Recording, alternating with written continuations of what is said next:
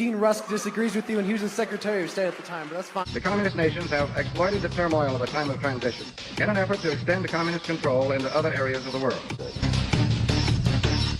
Thoughts on Dean Rusk and America's involvement in Vietnam? I know next to nothing about that. Exactly.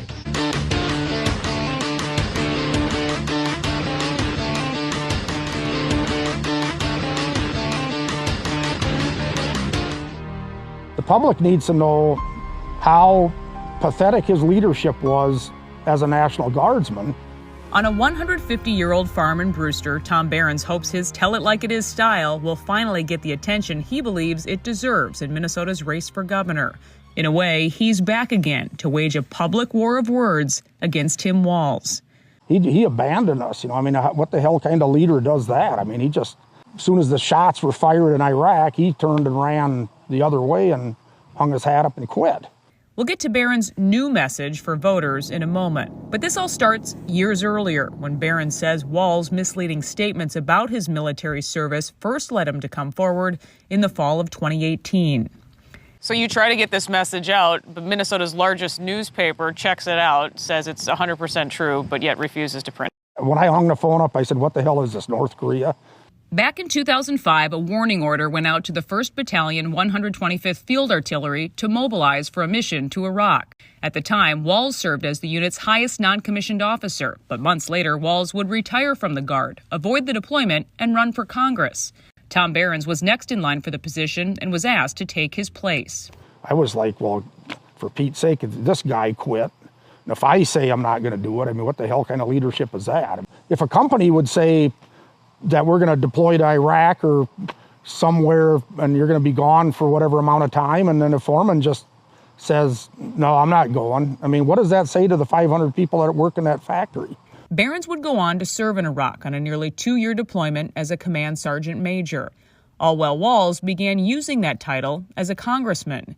Behrens says he first contacted Walz with his concerns, sending these letters to Washington. They all went unanswered.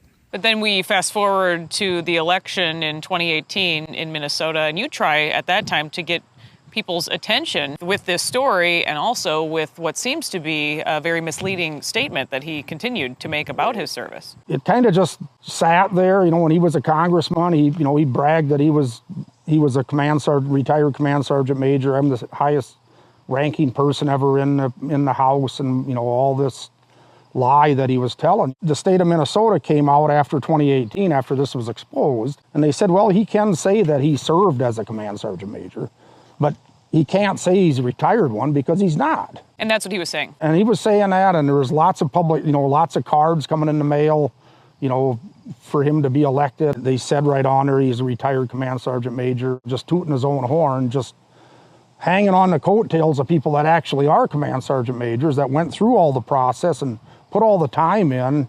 A spokesperson for the Minnesota National Guard said Walz wasn't able to retire as a command sergeant major since he failed to complete coursework and requirements related to the rank. Verified documents show the Army corrected his service record. Walz was reduced in rank to an E8 Master Sergeant after retirement and his conditional promotion.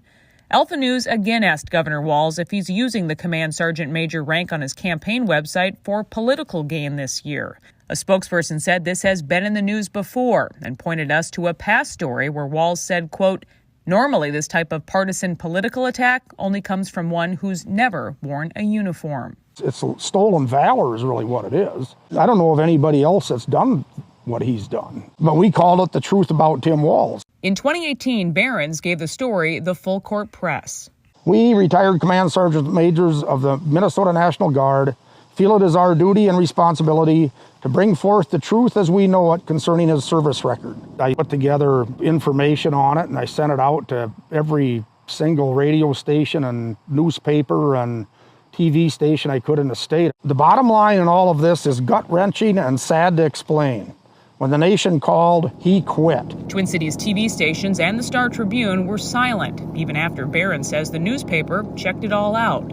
The Star Tribune endorsed Walz in 2018 for governor. I don't know how to quit. Between lockdowns, riots, unchecked crime, and a charred police precinct, Behrens felt he had no choice but again to come forward. Allowing that to be burned down was just like having the Alamo get burned down. It's like, no, you defend that to the last man. You know, if he would have went to Iraq, he'd still be hiding under his desk over there. Because that's just, you know, just the cowardice that I seen portrayed with him. So how about when he also comes out and he calls you guys 19-year-old cooks? I'd take any 19-year-old cook before I'd go to war with him. I don't know how he could even utter such a statement. I mean, it's just absolutely sad. So this election year, it's all built up again to Barron's new grain bin message. He called Jacob Fry an abject failure. So I was like, you know, that's what he is. Walz is a traitor, also made a return. And the last one I put together, he said it himself too, as well, if they don't like my job, they can vote me out. So I wrote, we got to vote him out. We need to vote him out.